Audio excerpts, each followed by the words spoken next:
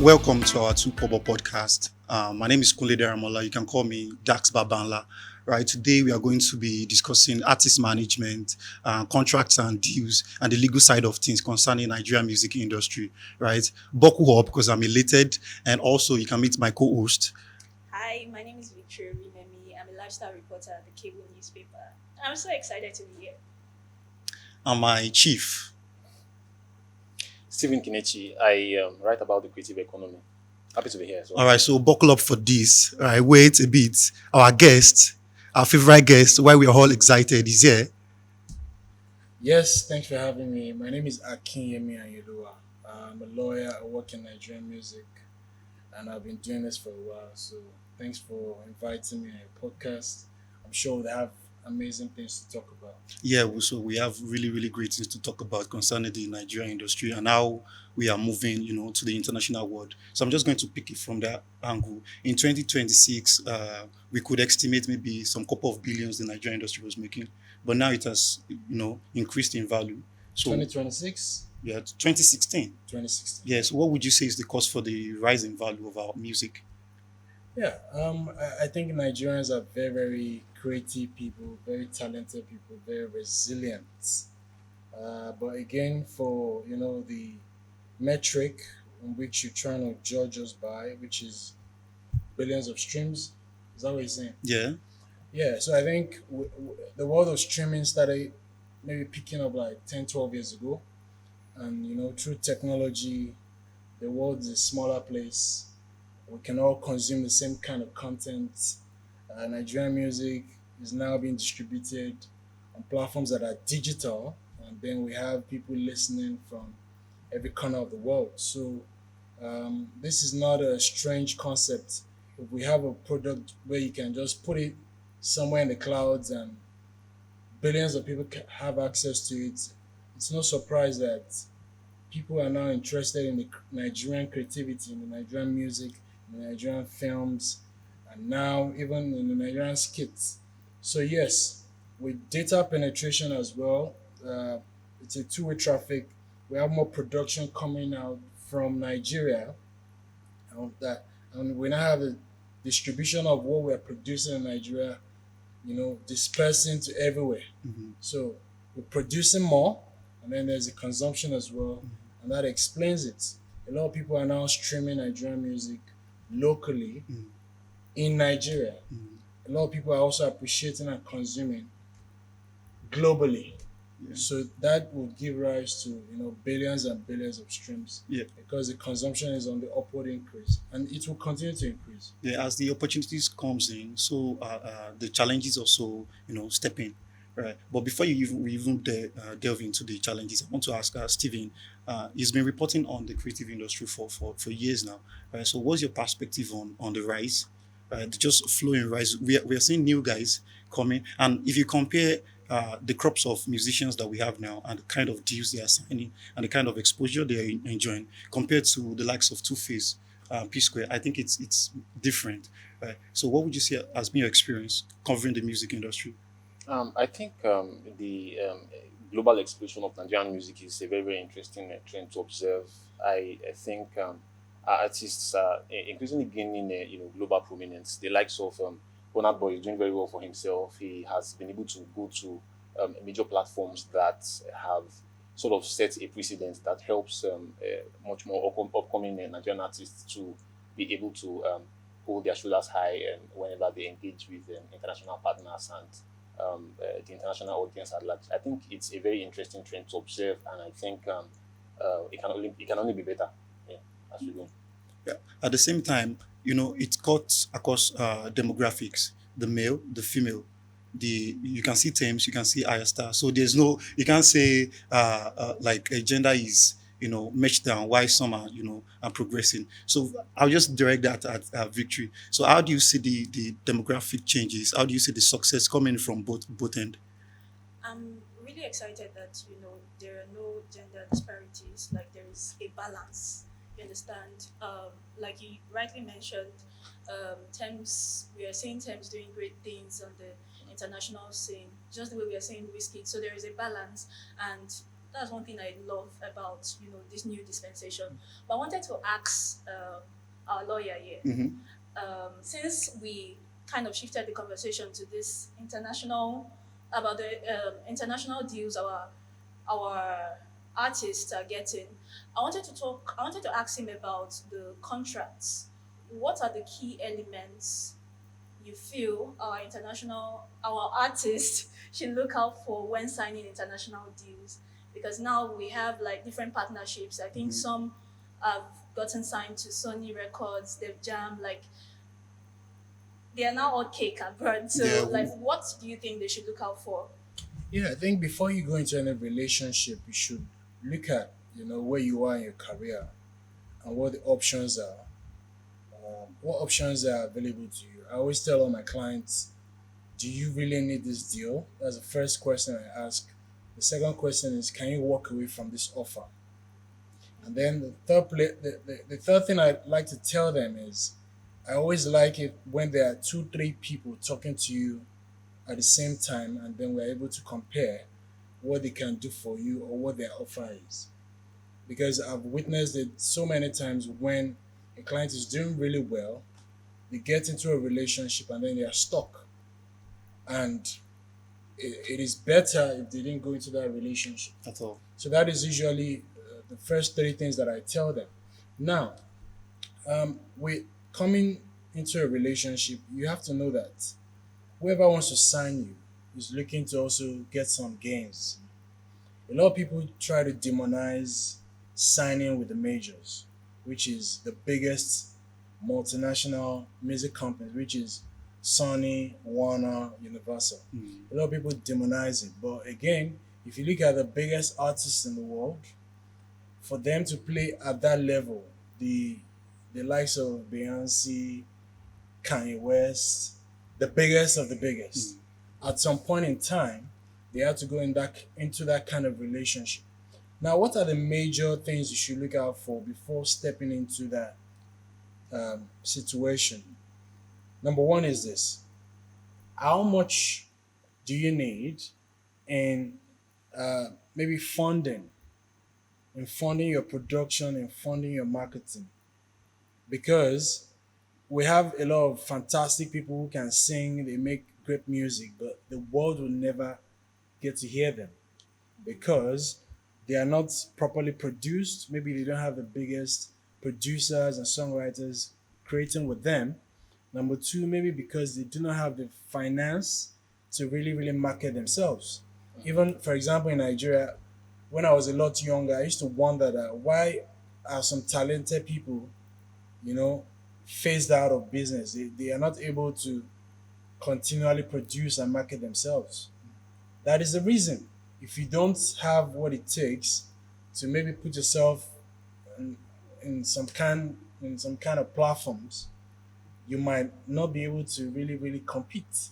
And then you fall by the wayside, and then your peers will continue to journey. So number one, you need support for marketing, for production. Number two, sometimes you need the best brains, which is something that some of these record labels, international, multinational music companies can offer. They can give you the best A&Rs, they can give you the best music executives that can work with data, that can plug into opportunities here and there.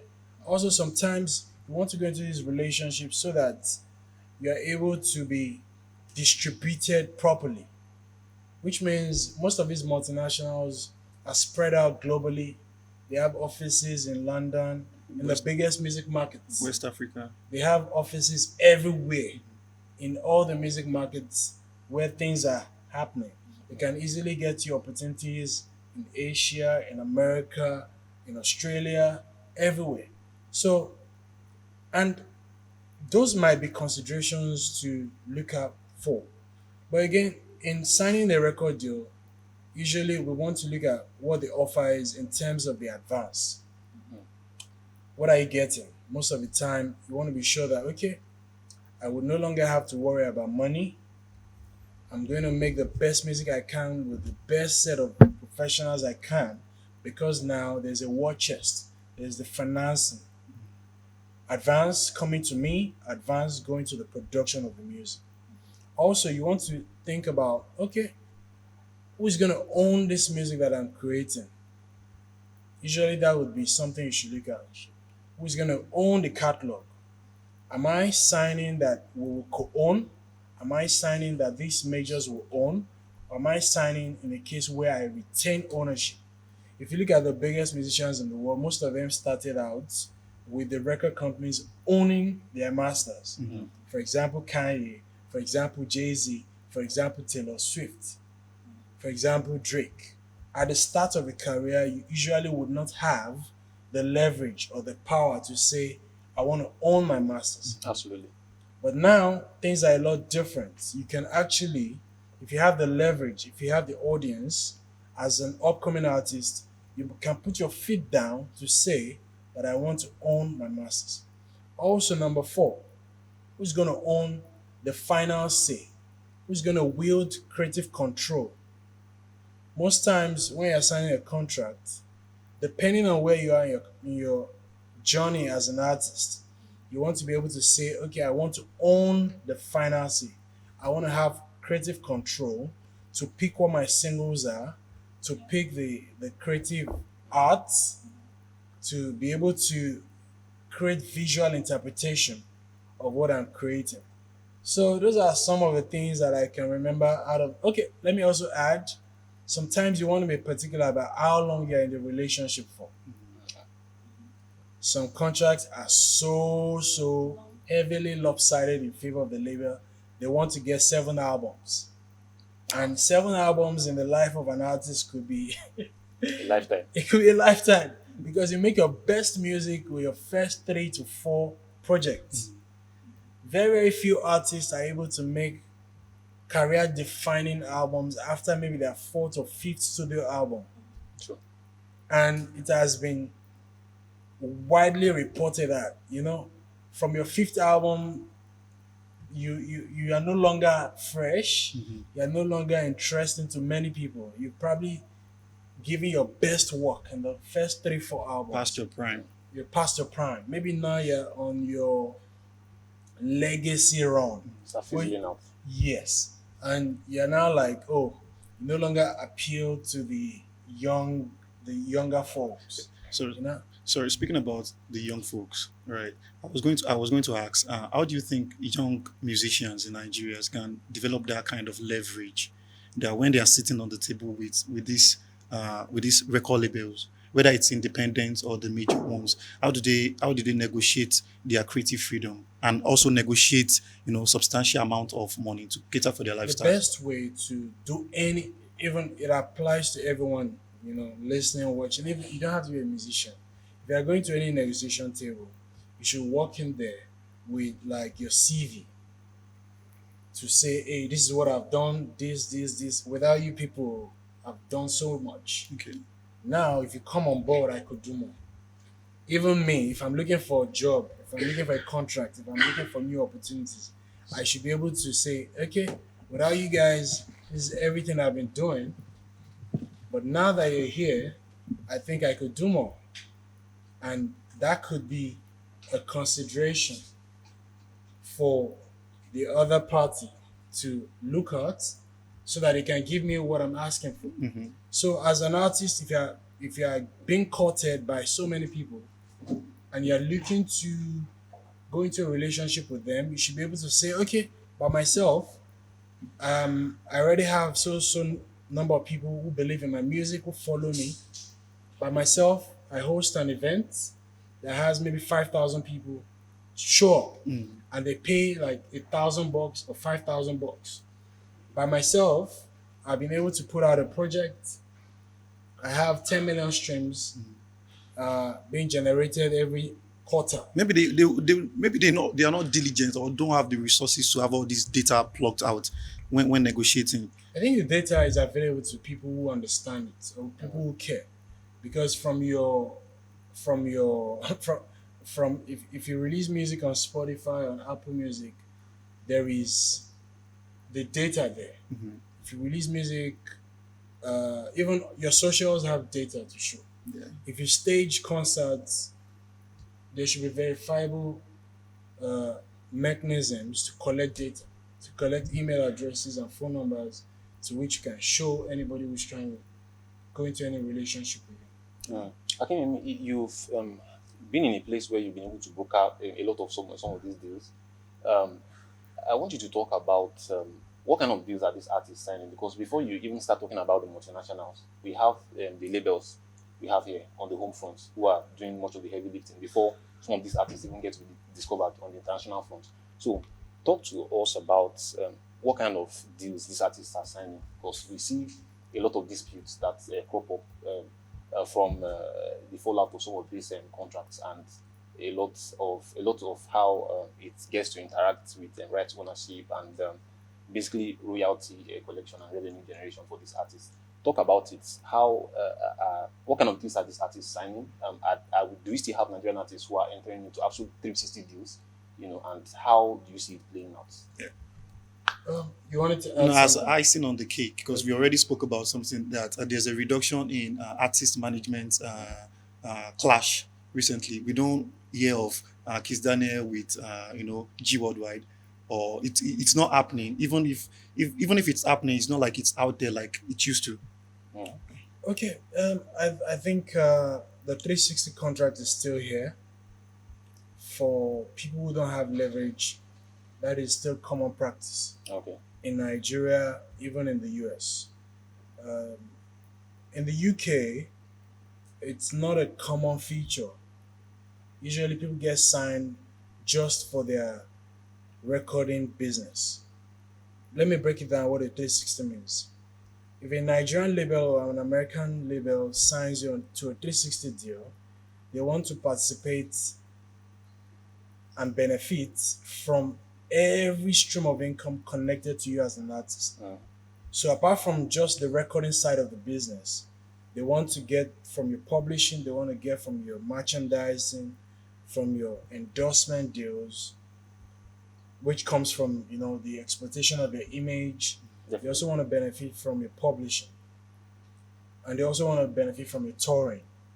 So that is what a 360 kind of deal is. And the reason for 360 deals is because of the risk. If you're a fresh artist that has not been proven in the marketplace, a lot of money has to be expended to build you up, to make sure you're making the best music, to make sure you're being marketed properly, to make sure that you're being developed properly into what can fetch return for the people that are investing in your craft. So that is the rationale, the justification for having 360 deals. It is still very common in Nigeria to have people sign 360 deals. So a lot of our artists at the start of their careers sign 360 deals in Nigeria. But if you have leverage, which means if you've done something in the past, if you have a growing fan base, if you've had some accomplishments by yourself, with your team, with your manager, then you might have just some deals. You might get label services deals where some of these DSPs now offer label services. They would, you would retain ownership 360 of everything you're creating. But when it comes to the music, the DSPs would say, okay, we would advance you, but because we're advancing you, we would share on what is generated from that music alone. So maybe we'll do a 25-75 Profit relationship, profit sharing. We'll take 25. Also, we'll make sure that we recoup what we advanced you. So, for example, maybe we'll give you $100,000.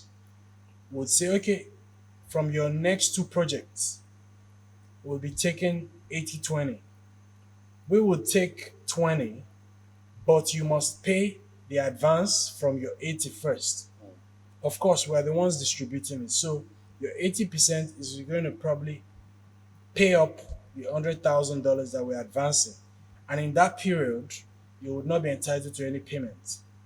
But we will still be collecting our 20%. Do you understand it? Mm. So if your catalog generated maybe $40,000 this month. Naturally, we're supposed to get 20% of that. The 80% that is due to you will not go to you. It will just go into recouping Mm. what has already been given you. Mm. So now in Nigeria, where the things we see more is the 360, which is the level based deal that most of upcoming artists get to sign. And then when they do well, the local labels will then, if they do well with the initial uh, deal, the deals will now assume the coloration of maybe going into a relationship with DSPs that will give us label services deals. And then if we have a major breakthrough that attracts, maybe one of the songs just goes nuclear, we're going to get offers from the majors or the big independent labels. And then that could be a case of where the artist would have to deal directly with the majors or the big independent labels, or the local label that invested from scratch will now go into relationship with The majors. the majors or the big independent labels. All right. So from what you've said, I just wanted to cite an example of. I want to cite an example of maybe that's what YBNL has been able to do with Empire, for the likes of Fireboy and I think Ashake. Right? Is that what you're saying? Because this guy maybe had some hit singles, then Empire took over maybe their marketing and distribution. I think so. I was reading up about their latest endeavor, and I realized that from the best global performance, if I'm correctly, the nomination on Grammy, right? Olamide and Ashake were the only two guys signed to an independent label, unlike Davido, unlike Burna Boy. So I'm just looking at the relationship of or the decision for young artists, even big ones, to decide whether they are going to pick the established guys, the UMG or the Warner Bros. Over the likes of Empire and the guys that are coming up, the independent guys. Yeah. Yeah, I want to be clear a question, which is you mentioned Olamide Yeah.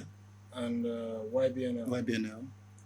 Yeah, so from my observation, because I don't know the kind of contracts they sign, from my observation, I think YBNL has been very, very consistent with introducing um, very, very extremely talented artists in Nigeria. And in the last couple of years, they've had a solid partnership with Empire. Yeah. And they've been able to, take artists from just being fresh talents and developing them into global icons. So I think that relationship has been mutually beneficial. Empire making money, YBNL, I believe, is also making money. So that is maybe a type of relationship one can explore as compared to signing with any of the majors. One can, and I believe Empire is also in business with a lot of other, talented artists, even artists that are not signed to YBNL. Yeah. So yeah, that I is a very, very remarkable example. think so. Yeah. So we've seen a lot of these deals, especially on the home front, go ori.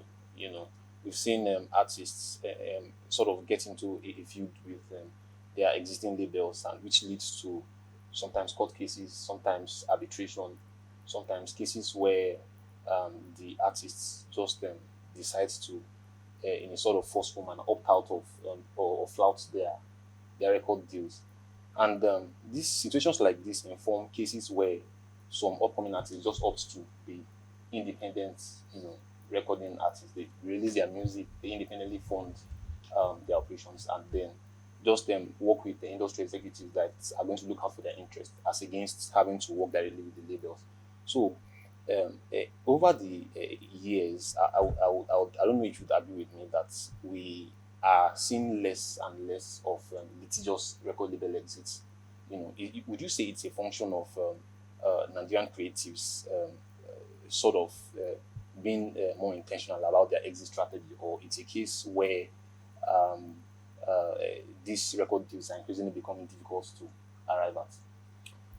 Trust me, I think it's a combination of so many factors. I've been at the forefront of education for a large chunk of my career. I've been, doing a lot of crying out at the mountaintop, making sure people pay attention to what they are signing. So I think the new generation of talents are more educated, and if you have more education, it helps to have less friction. Also, if you are dealing with some of the big companies now, they always insist that you get a lawyer to go through the deal.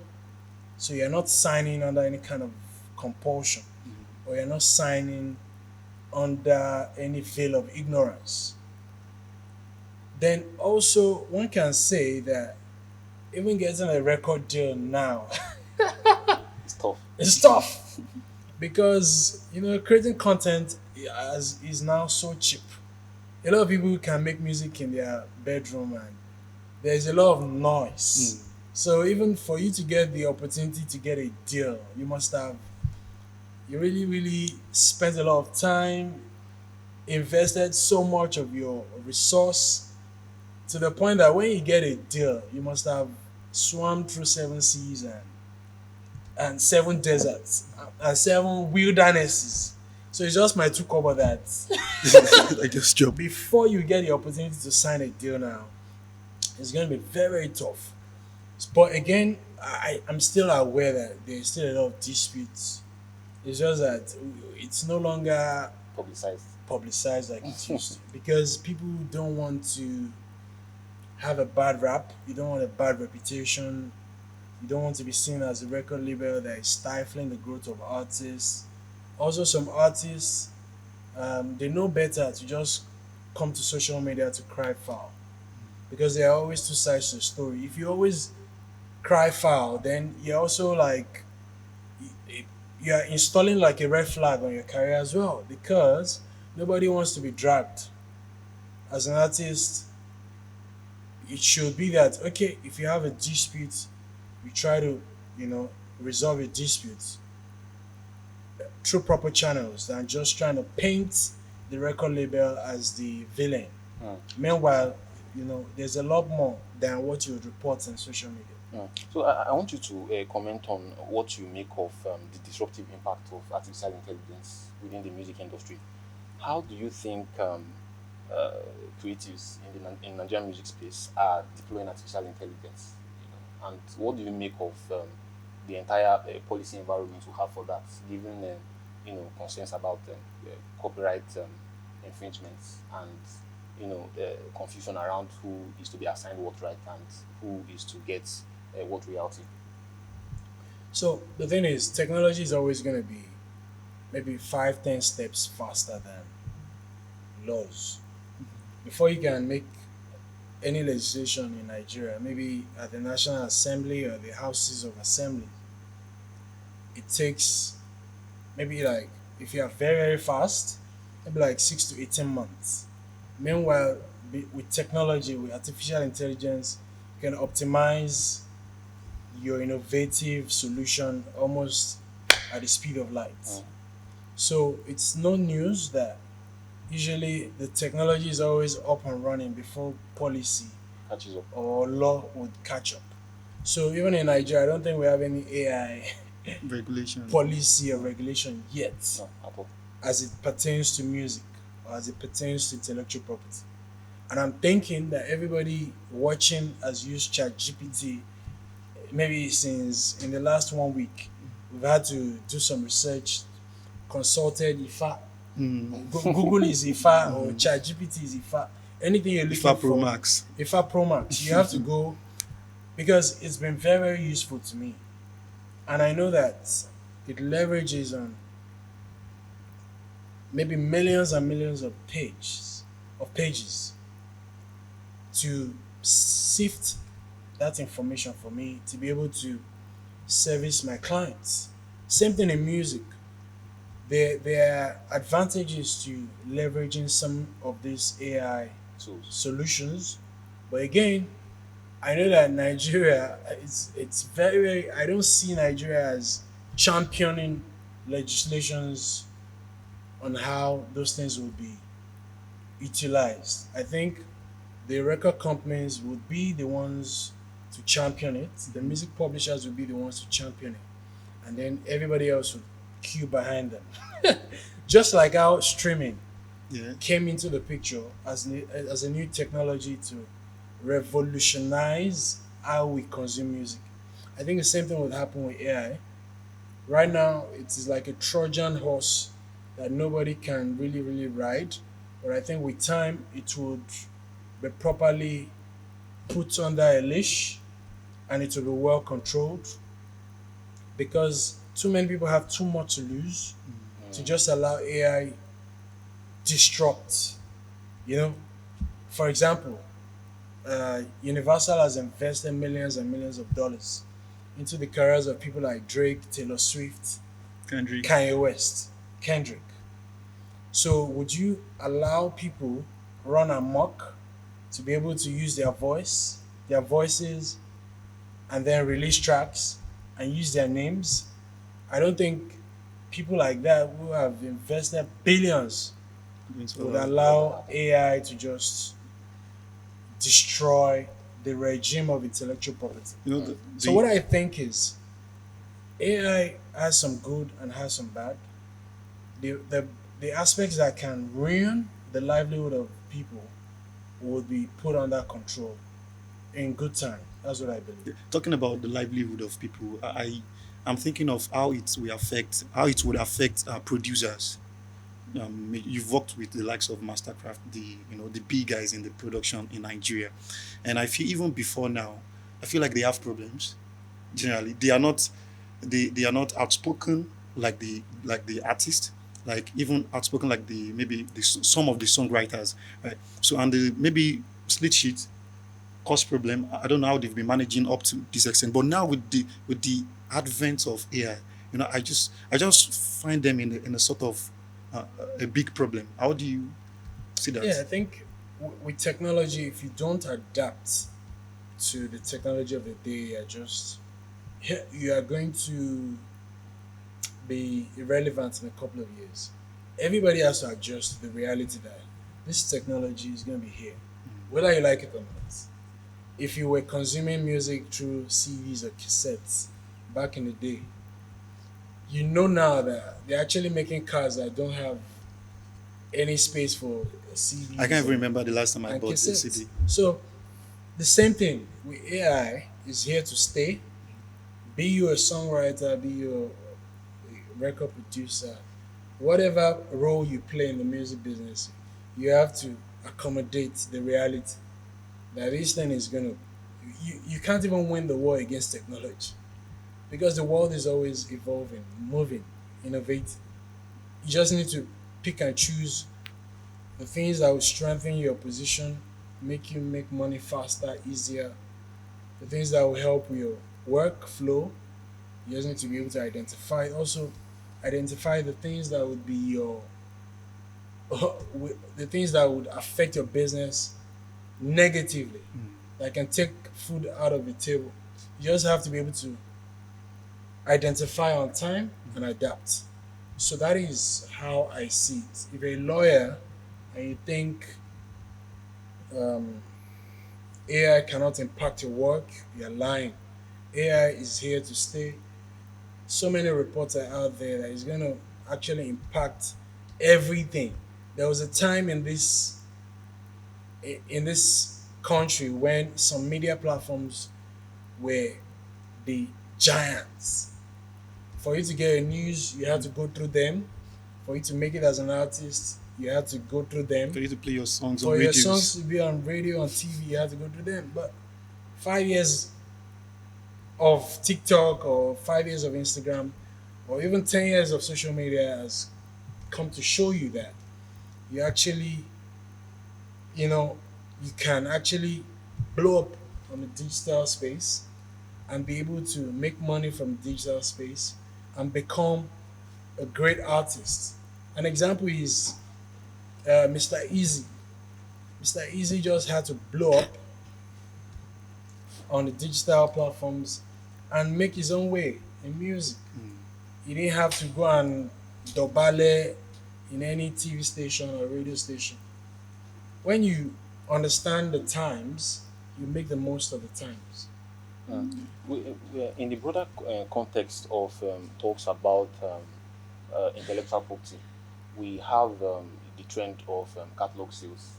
In across the US, UK, and Canada, we see major music companies, people like Hypnosis, people like Primary Wave, people like Sony, inking major deals and buying out the catalog of prominent artists who have expended much of their productive years, but whose work is still prominent and is still being listened to out there. You take a look at that and you wonder what insight that will provide for contexts like Nigeria and African music. Do you think we would ever get to that place where Nigerian music or Nigerian artists can decide to sell their catalogs, and how do you see that playing out?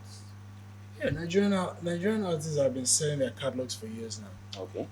So a lot of them actually did a lot of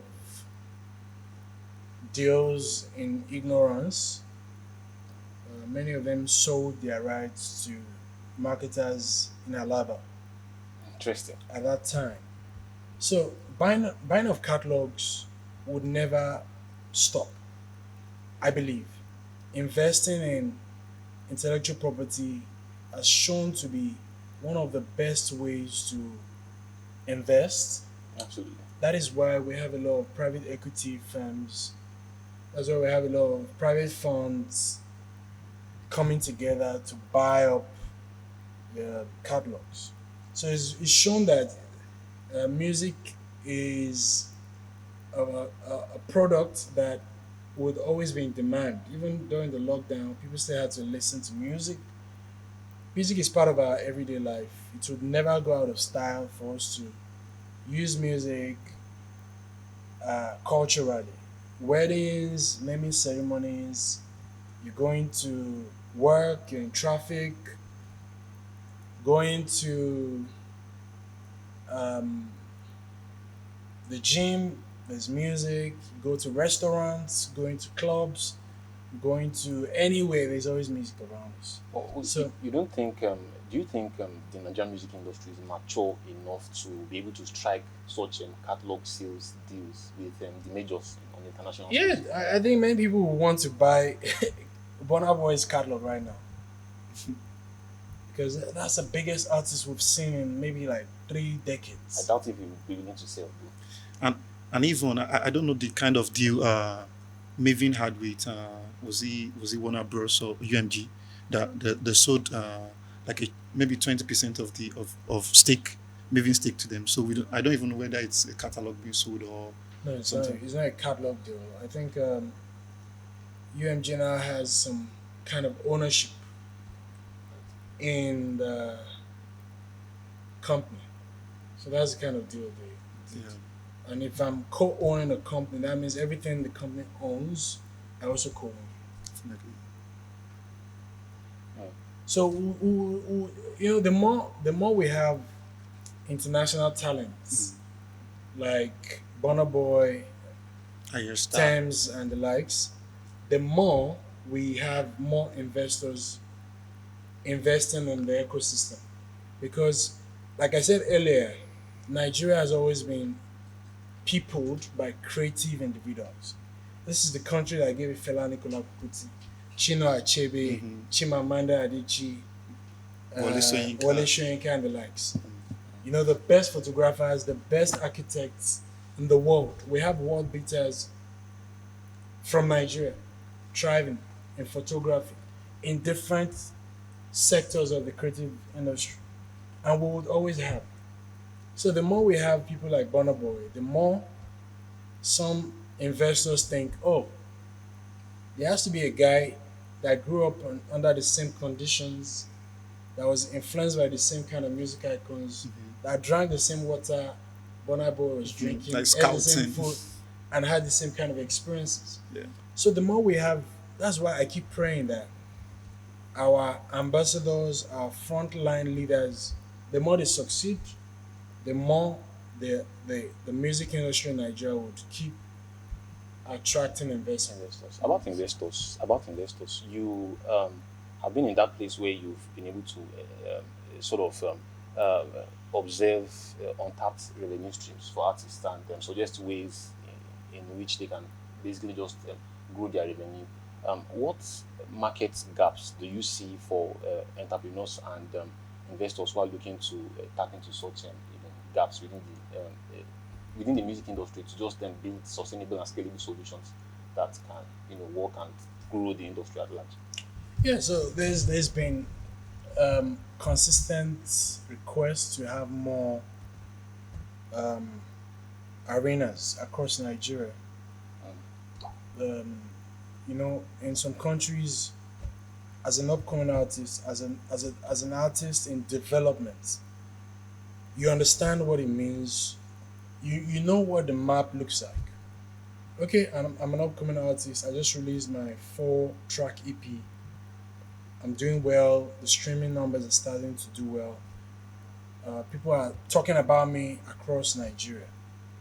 Now, I know that if I want to do 500 capacity venues, just to take my music, I know that I can tour from Lagos to maybe I can touch 20 cities and do 500 capacity venues. In Nigeria, as we speak, I do not think we have a coordinated infrastructure that includes maybe 20 venues across Nigeria where an artist can say, okay, I'll beat my chest, this venue is going to be available. Let me coordinate a trip across 20 states. I don't think we have that. So that is a gap that can be filled by investors, by maybe entrepreneurs. But that's capital intensive, though. Yeah, Quite it a lot is. of It money. is. It is. That is number one. Number two, I figure that we do not have enough music marketers, especially trustworthy ones. That I always struggle with making recommendations to people outside the country. They say, hey, please, can you recommend someone that can help me facilitate music marketing for our artists? I always struggle. So that is a gap that needs to be filled. Also, quality talent management. We still struggle with having talent management agencies or talent management companies of repute. What we find is that we have talent managers that they only take on maybe 1 or 2 artists at a time. And then when those artists stop for whatever reason, if they fire those managers, that's the end of the manager. And then the manager falls off. There is no institution that continues to, look after talent. Even if we lose these 2 clients, are we able to still be managers? So those are some things that I think we need to invest in, and some gaps that can be covered by people that are interested in the music industry. I have a question on royalties.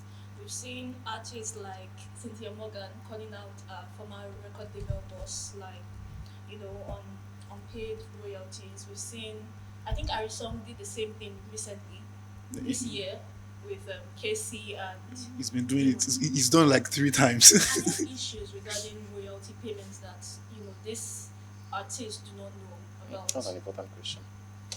Yeah, so I think one of the major reasons for disputes in the music industry is the lack of transparency, exactly as it pertains to remuneration. If I'm an artist and you're my boss or record label and then you sign me, and then the music is starting to gain a lot of attention, I'm now on the road. In fact, one of the biggest clients I've ever represented, he was always getting a salary. And then what started the fight for him was when he traveled abroad. He went to do some shows in England, and then he came back. He got paid. No, he didn't get paid directly. He knew that there were bookings, but what he was getting was not, in his estimation, commensurate to what the label was giving him. So at that point in time, he just revolted and he left the label. And that was what that is why the label is no more in business. So the lack of transparency is usually a factor. And with Harrison, with Cynthia Morgan, at the time when they were in business, the information that is out there now was not out there. Also, the system of tracking royalties that we have now was not present then. Now, if you are making money on streaming platforms, there is a record somewhere to show how much is being generated on your music. There's a record to show who is distributing your music. You can even go directly to the distribution platform to ask for records.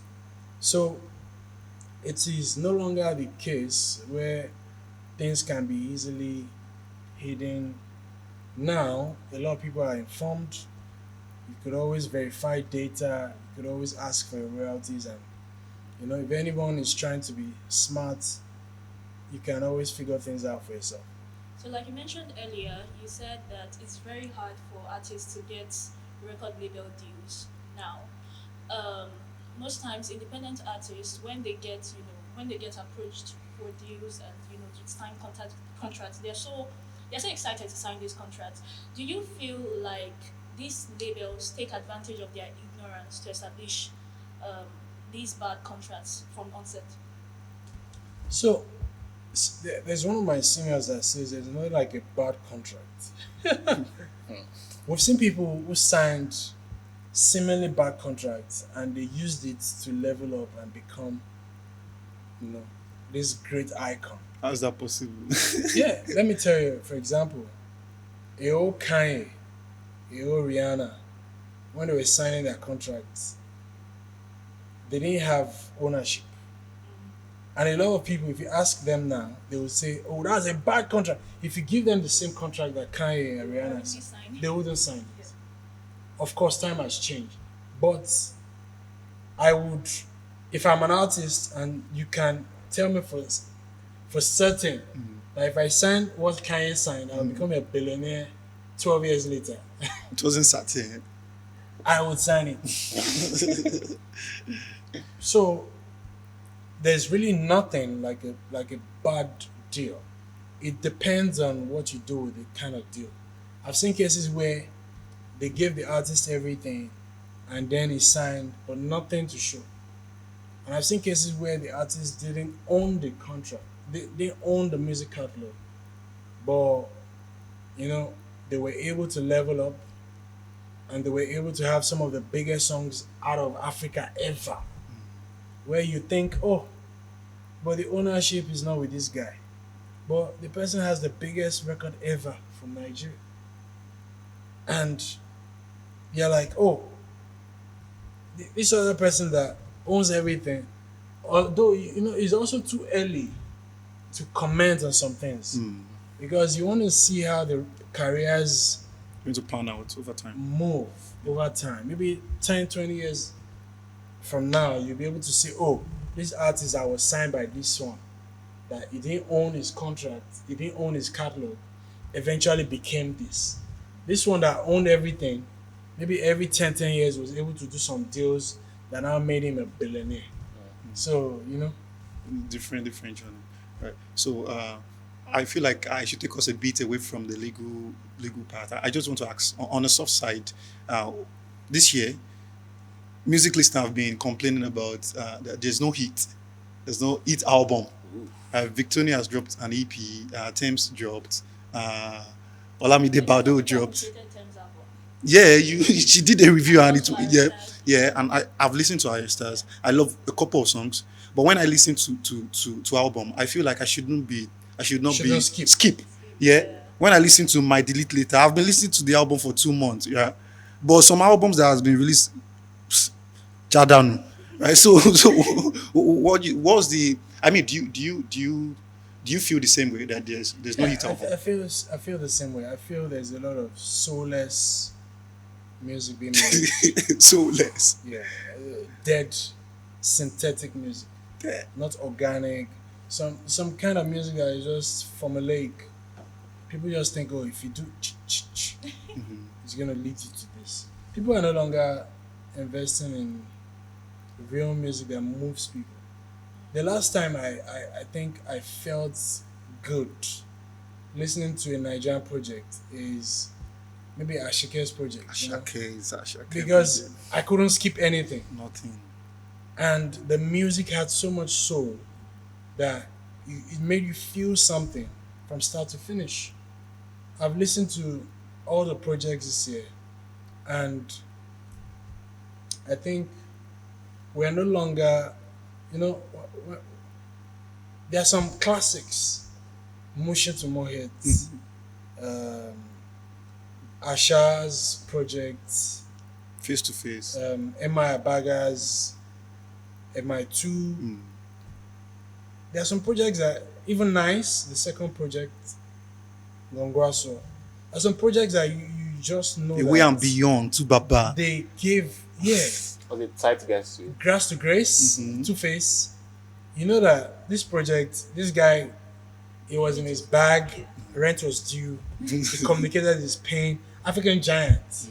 For me, no skips. Skips. So I think we're just in a time where everyone is trying to get to the money fast.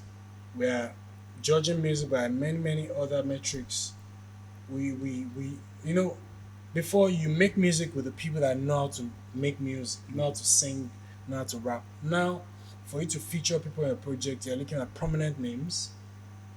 Those prominent names, of course, if you give them primary artists on your streaming, it will give you some monthly listeners. So you're doing it more for marketing. You're not doing it more for the culture, which is, oh, this guy doesn't have 5,000 followers, but I'm going to put him on my project. He's going to sing the best hook possible. Oh, this producer is an upcoming producer. I'm going to use him nonetheless. People are no more thinking in those terms. People are now Thinking of the back. examining things from the prism of who is bigger, who has more clout, who has more attention. And that's it. So now we're making a lot of tasteless music where they're making some people look like superstars that have not gone through the process. You're supposed to evolve into being a superstar. Bonner, the Bonner we're appreciating now, has been on the works for maybe more than 10 years. It's been. So now we see an artist, first EP, he already looks like a superstar, but this artist cannot sing to save his life. What did you say? Shots fired.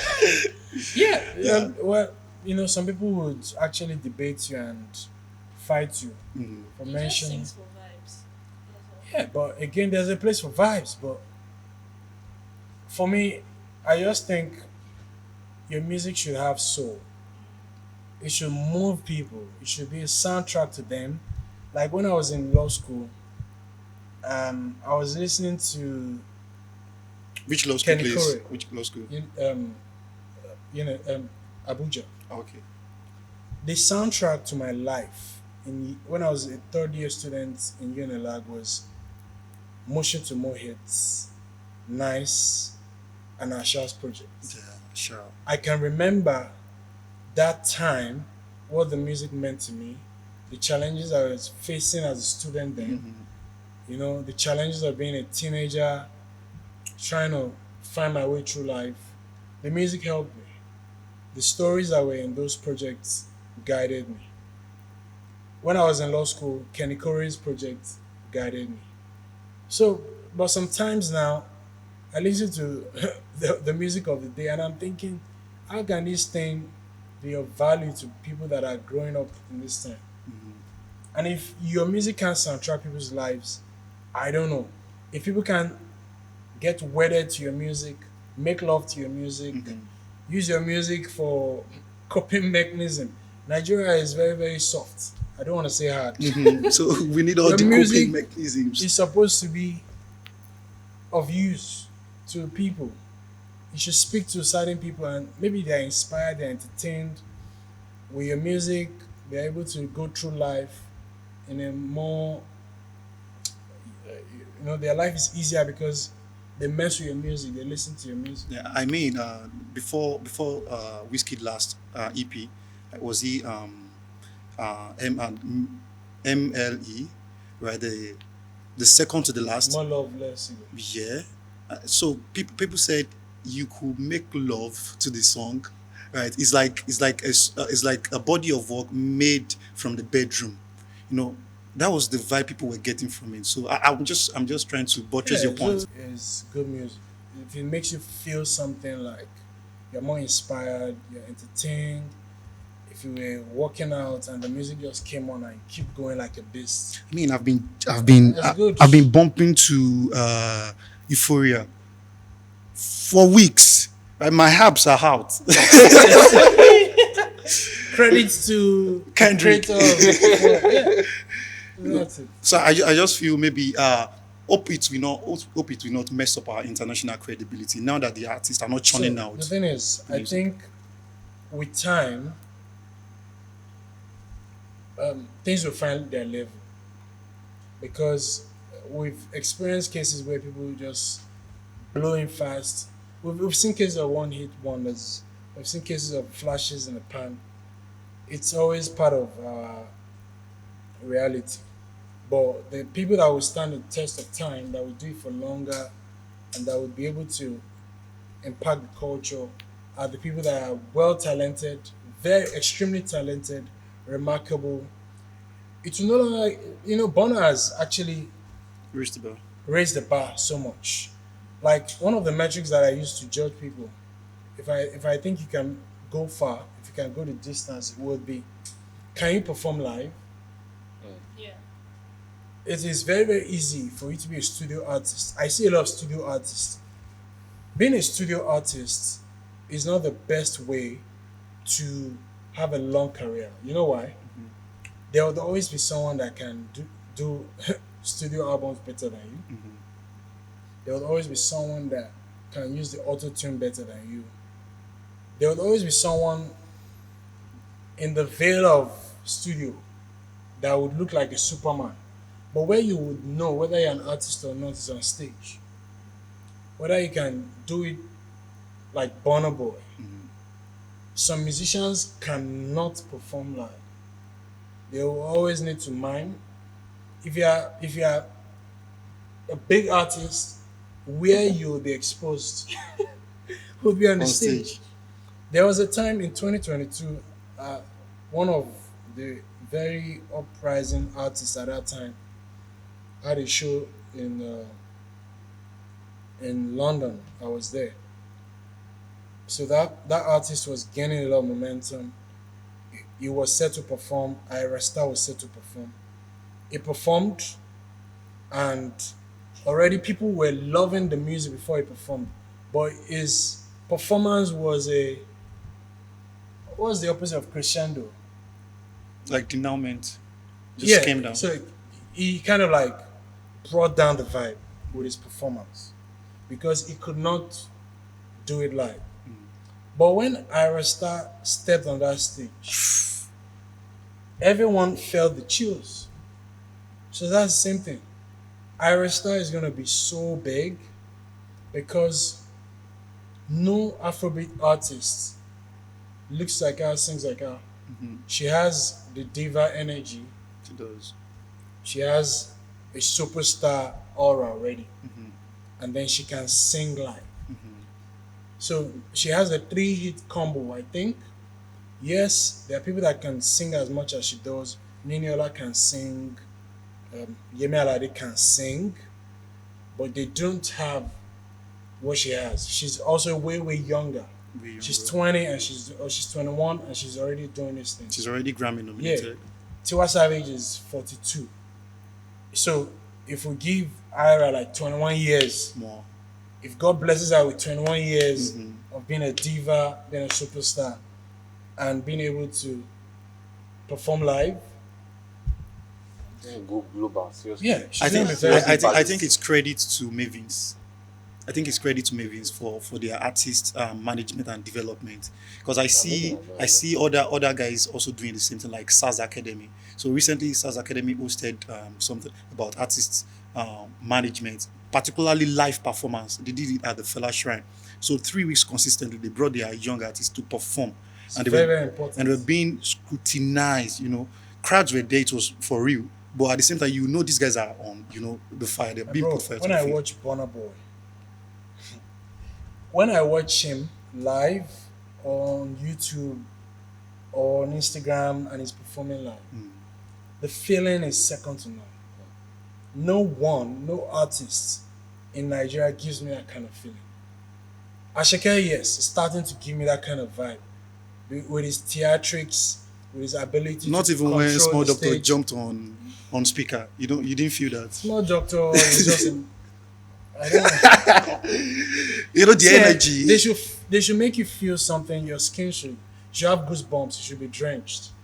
If you are performing and your voice is not making people feel something, look at the way Burna Boy does it. For me, I think that's the standard. Like you That said, is he has raised the standard. Alright. I mean, guys are looking up to him. Right, in the industry, they are You really have looking to. up If to you him. don't do it like Burna, then you need to up your game and try to. So we're in the age of digitalization now, and we have more emerging creatives. For example, the influencers we find online, and how contents are released and then they go viral. How can these creatives, retain their original content, whenever they go viral? Like, how do they retain their content? What rights do they have? Like skip makers. Yes. Yeah, like if you're making, just see yourself as a filmmaker. Oh. Even if you're making content, just you yourself, yeah, whipping out your phone and talking into the phone, saying some funny things, and it goes viral. That content is still yours and can be licensed. Sometimes, if the news making world wants to make a comment, maybe Oprah wants to use a snippet from the video you created in your bedroom, just making makeup and rendering commentaries. Sometimes you get paid. Sometimes you license that. It could generate money over and over and over. We also have platforms now that you could just submit your videos to them regularly, and then they will go into the world, into the metaverse, or into the digital world, and try to make sure that they monetize your content for you. So we're in the age of monetizing attention, and sadly, a lot of content creators don't appreciate how valuable their content is. We've seen cases where other people that are smarter than them will make a compilation, 2-hour compilation of your favorite skit makers, put it on YouTube and monetize it and get the money. And some people are laughing, maybe in Korea, some people are laughing in Japan, some people are laughing in. It is when you travel outside of Nigeria that you appreciate how powerful Nigerian content is. A lot of time when you're in Nigeria, you don't even know. But the consumption of a lot of our homemade videos and all of that is being, tracked in spaces like coming from Ukraine, Russia, parts of Europe, North America, other parts of Africa. They really, really, really consume a lot of Nigerian content. So you as a content creator, you should also avert your minds to the fact that you must also monetize. Think of how best to monetize the content. And a lot of digital platforms now make it easier to monetize the content. But you as a content creator, when you see your content, being reused by another creator, do you have a right to sue Well, in that yes. space? If so, it's in two ways. Sometimes when you see somebody repost your content, you look at the value it could bring to you. You're like, Tunde Edna's reposts you. a lot of content creators don't mind. They want that kind of exposure. But also, uh, there are cases when your your content is being monetized and you might not be getting any benefit whatsoever. Also, there could be cases where you actually want to get the recognition for making that content, and somebody else is depriving you from that. So if it's looking as though there's no benefit to you whatsoever, then you might think of enforcing your rights against whoever is exploiting your content without your permission. Do we have such cases in the music industry? Cases where artists are not fully exploiting the financial capacity of their works? A lot. There are many people during the lockdown. They didn't even understand what music publishing was. Yeah. Big artists in this country that they just they were only interested in getting paid through shows. Yeah. They were only getting show money. Some of them did not even know who was distributing their music on Spotify. They didn't care. They've not. I know many people that are watching me that are recording artists now. They don't know what their music catalog is doing. So that's a problem. They should be aware. But your ignorance is going to make money for some other person that is smarter than you. But don't we have collecting societies who are supposed to take charge of all these things? Collecting societies would only act if you act. So you are supposed to be the one to take steps to invite into your world all the many other important people that would help you monetize your work. So if you just fold your hands and you don't do what you're supposed to do, then you remain on the same spot. So we're at the point where we should be rounding up. But before we go, I just do you have like a favorite artist or someone you are looking up for their album to drop this year? So since I started working a lot in music, it's very difficult for me to say I have a favorite talent because I work with all of. Mentioning Yeah, but you know why I mentioned why is Burna it? Boy. Burna Boy is sometimes you need to soak it in that there's a black man, there's a Nigerian manifesting a lot of greatness. And for me, it's an inspiration to me because it shows that I can be a Nigerian, I can be the best, I can be a world beater in my field. I can be the best music lawyer in the world. Mm-hmm. Even if my office is just in Lekki Phase 1, Nigeria. This can be my base, but I can be manifesting excellence all over the world. So that's a message from Burna to me.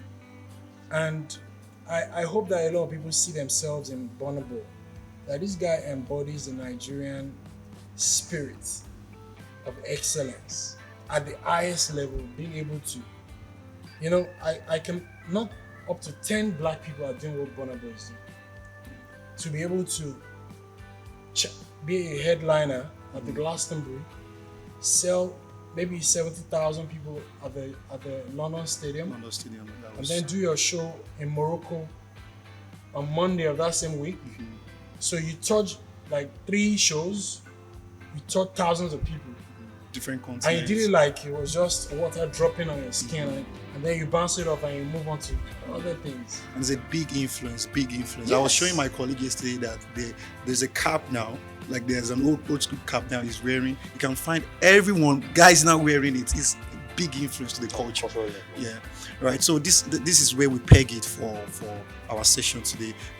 You've heard what our guest has been saying about the legal side of music and content creating. Thank you for joining us. This is still the 2 Kobo Podcast, and to see you again. Thanks for allowing me to share my 2 Kobo with you.